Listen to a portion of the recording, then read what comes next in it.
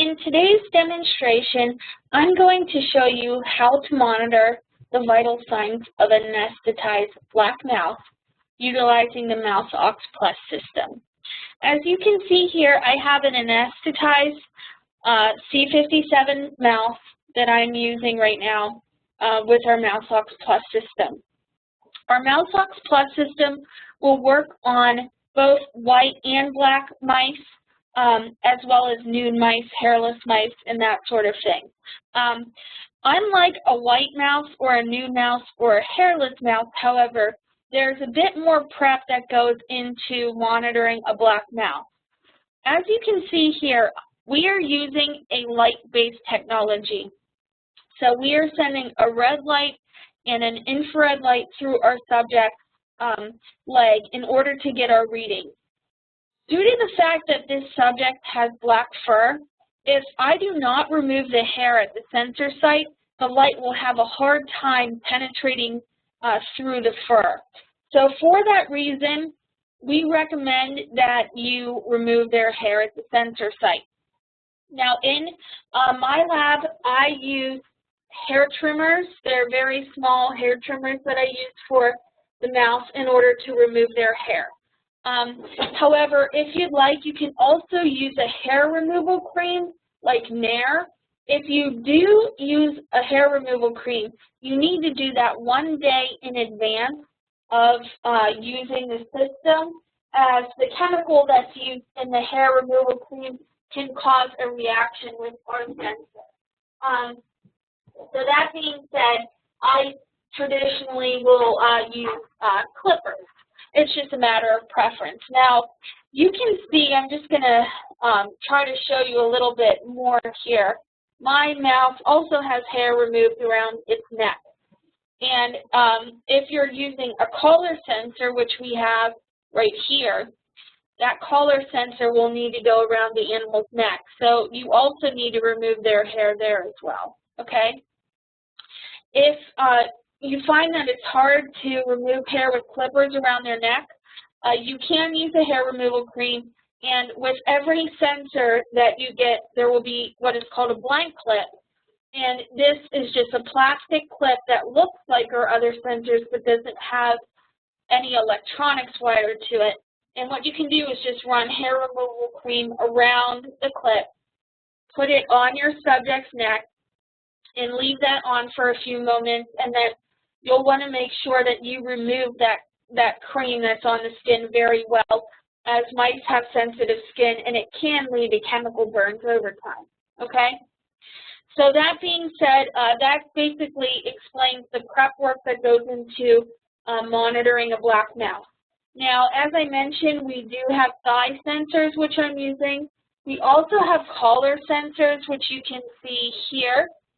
And they come in a variety of sizes, for anything from a neonate to a large rat. We also have throat sensors, which can be found here. And our throat sensors look very similar to our collar sensors. However, they're used if your subject is on their back. So those are the 3 options of sensors that you can use with mice, okay? We also have another sensor that is an MRI-compatible sensor that's sold separately if you're doing MRI work. And then, I'm not using it today, but we also have a temperature sensor. This is our temperature sensor, which you can use for anesthetized subjects as well, and this is an optional accessory. Now, moving on to my software, this is the MouseOX Plus software interface. You will see here that we have all of the readings that are being recorded by our system. There is the ability to record your data in a variety of formats and speeds. We also have a diagnostic window that you can use that will take a snapshot of your subject, and it can save that to a file. Basically, what I'm going to be doing is taking a 10-second reading for my subject. After those 10 seconds have elapsed, my system will record that data to a file, and you can see that happening here. Now, I can save this to a file myself, but one of the nice features is that I can have this auto run every 5, 10, or 15 minutes.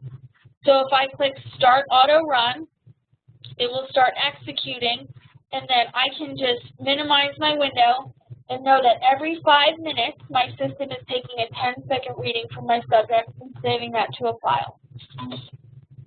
So that's just a little bit of detail about our recording features, and we can go into that in more detail later. If you have any questions, feel free to contact us.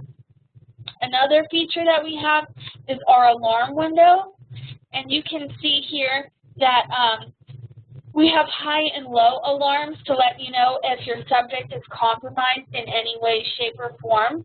You can change these alarms yourself depending on what type of work you're doing, or you can just go with our factory default settings.